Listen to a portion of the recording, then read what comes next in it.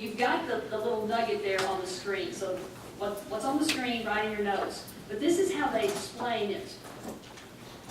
Secular humanism says suffering is a reflection of the unsatisfactoriness of the existential situation in which those subject to suffering find themselves. Suffering is the reflection of the unsatisfactoriness of the existential situation in which those subject to suffering find themselves.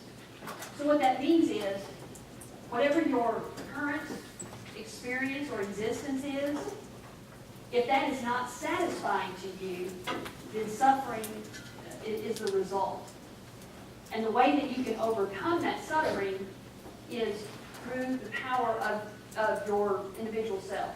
You have the power to make choices to move yourself out of that existence, out of those circumstances. For example, if you're in a bad marriage or an abusive relationship, you have the power and the choice to leave that relationship, to get a divorce or to leave that individual and put yourself in circumstances that are more satisfying. If you're in a job and you hate it, you don't like it, or you feel that you're being taken advantage of, you don't have to stay in that job. You have the power within yourselves to make choices to remove yourself and get a better job or a different job. So in essence, that's what secular humanism teaches about the concept of suffering. So the last one I want to talk about is Christianity and Judaism, the other two of our major world religions.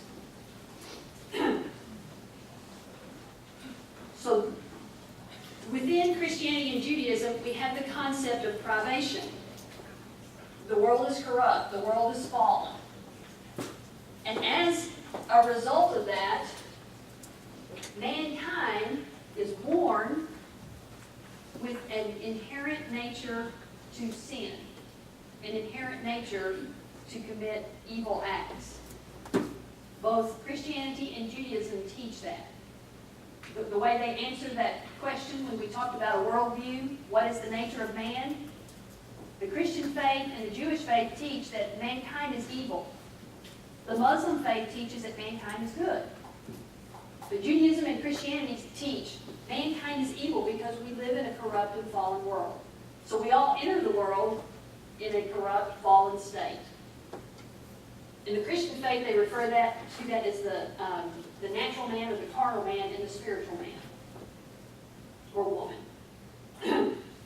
And therefore, there is a daily struggle within individuals to fight against that old nature. Because when in Christianity and Judaism, when you have the Spirit of God come into your life and renew you and regenerate you, then you don't have the same wants and desires that you might have had before.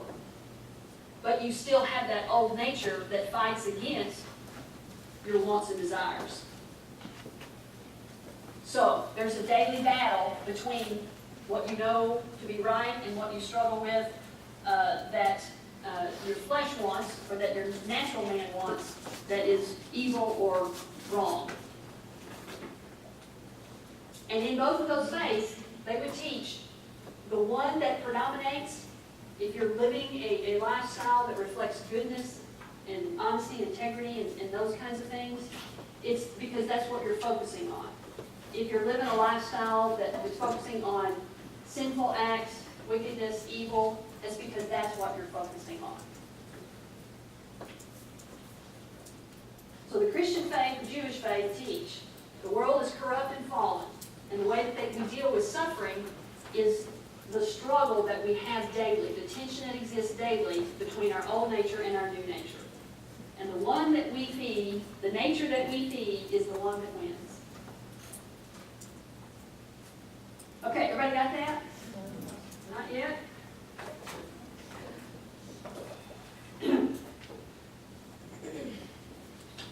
The next thing in your notes has to do with a concept called theodicy. And I'll change the slide over here in just a moment. Theodicy is the understanding of God and God's role in human suffering and evil. It comes from two Greek words, theos meaning God, and dike meaning justice. So literally, the word theodicy means the justice of God. We'll put all that up there at the same time, so you can get that written down. So the philosopher, the theologian named Leibniz, coined the term theodicy. It literally means the justice of God, but what it really, in practice, means is our understanding of God and His role in human suffering and evil. You will hear your patients wrestling with this concept of theodicy.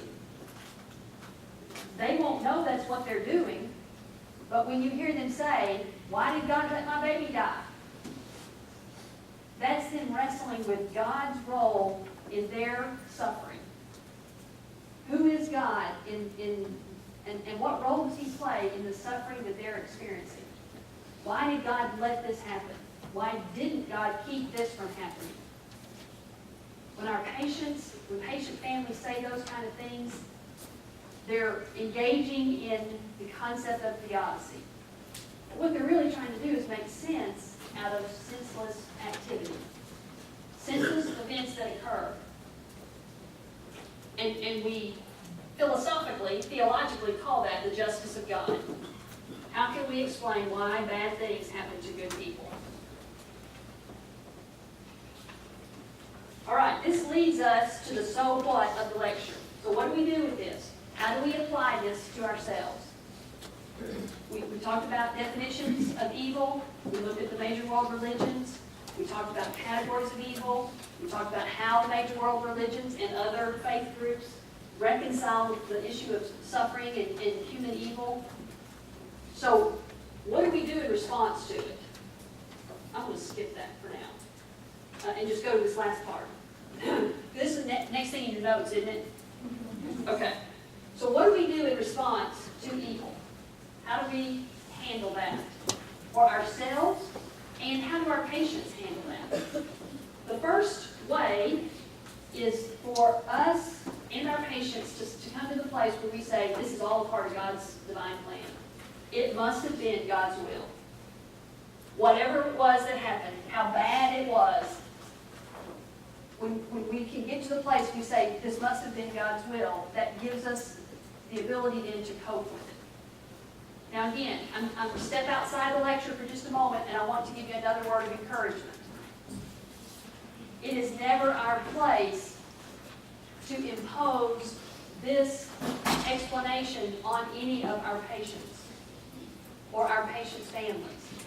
It's never our place to say, whatever horrible, awful, terrible thing happened to your loved one had to be God's will. As kindly as you can say that, it never comes across in that way. It doesn't come across as a compassionate statement. Because when you tell somebody what happened that's so awful, this is God's will, they're hearing God is punishing me. And we don't usually respond well whenever we're told those kind of things. Now, if your patients or their family members can come to that decision on their own, and they can come to the place and they say, this must have been God's will, we can certainly affirm that for them, but it's not our place to impose that upon them. We all have to come to that conclusion for ourselves. A second typical response that we will have is to say, you know what, this is the best of all possibilities.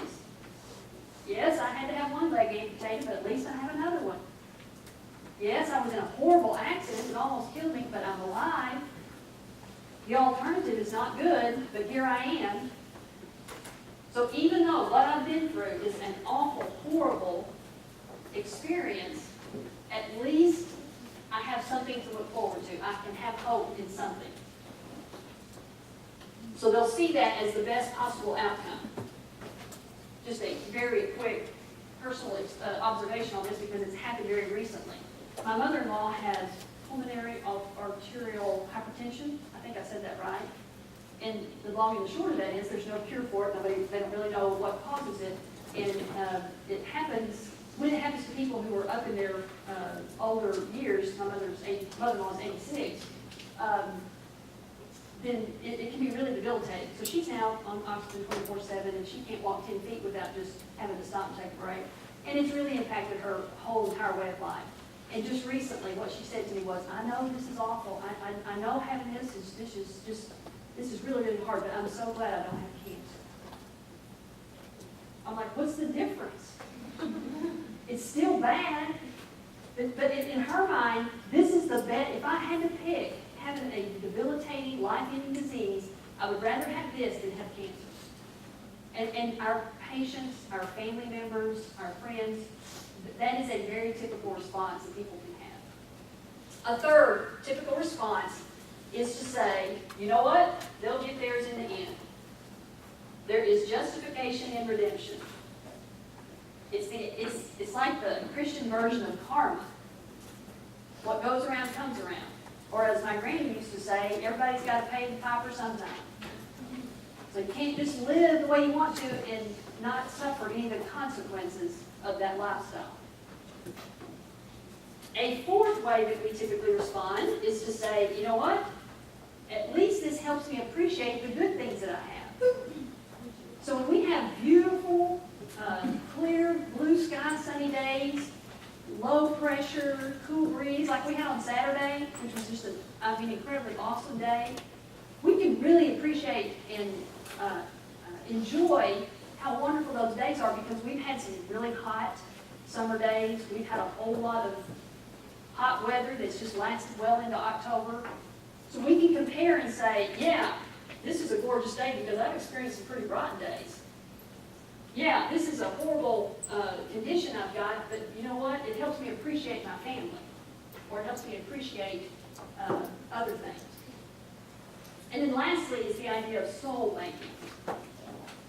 And this is the concept that's expressed when people say, what doesn't kill me makes me stronger.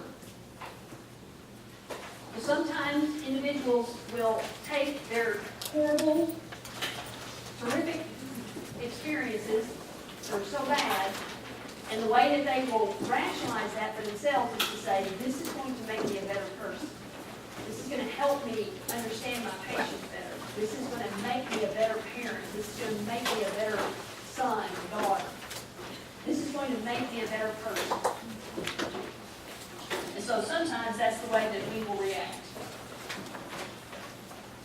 Okay, that concludes the lecture. We're going to take a break, but before we do, Ms. Manning has got something she needs to talk to us about. So hold your seats. Come on up and have a little chat with us. And then we'll take a 10-minute break. Just reading your quotes.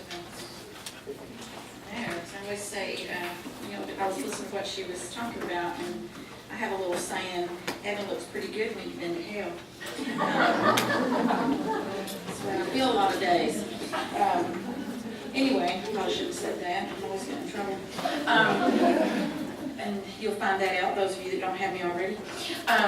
But there's some of you that I sent out a generalized email a few weeks ago when I'm saying generalized email, I'm talking about to the Gen Ed students, so this is who I'm really talking to right now. So I need to give you something because I haven't received. Now, if you've turned it in today, don't freak out, okay? And because I have not been able to get up there and check. And this is regarding your immunizations. So I've got a little note for several of you. And I know some of you have emailed me as well. But Kabrina Battle, are you here?